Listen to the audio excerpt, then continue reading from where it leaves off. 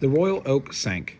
She was a Royal Navy battleship. She was torpedoed by a German submarine while anchored off the coast of Scotland, and 833 of the over 1,200 men on her died.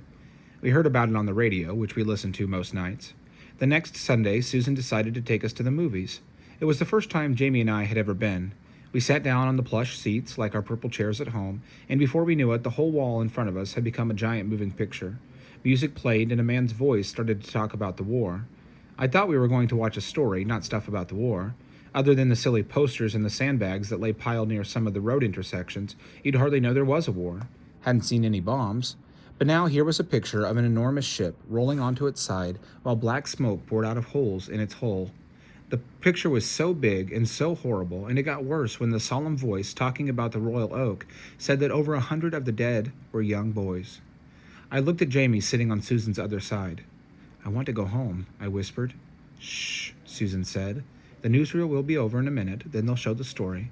"I want to go home," I said, more loudly. "Don't start," Susan said. "Don't start," Jamie echoed. I didn't, but I plugged my ears and I shut my eyes, and I stayed that way until Susan nudged me to let me know the story picture was starting. Even then, I couldn't quite quit thinking about the burning ship and the boys that died. I had nightmares from the pictures. Jamie wet the bed, but he always did, every night still. I had dreams of fire and smoke and being tied to my chair, my little chair in our flat at home. I couldn't walk and I couldn't move, and I screamed. Jamie woke and cried, and Susan came at a run. "So that was a little too overwhelming?" Susan said the next morning. She looked tired and cross, but she usually looked cross in the mornings. I avoided her gaze. I didn't know what she meant by overwhelming. "A little too much?" Susan said. Of course it was too much. It was 833 men too much. Susan sighed. "Next time we go to the movies, we'll wait in the lobby until the newsreel's over. I assume that the radio's still okay?" I nodded. The radio didn't come with pictures. Jamie told Susan his teacher still thought he had the devil in him, and because of that we had to start going to church on Sundays. "Of course you haven't got the devil in you," she said, "but if you go, it'll give the gossips one less thing to talk about.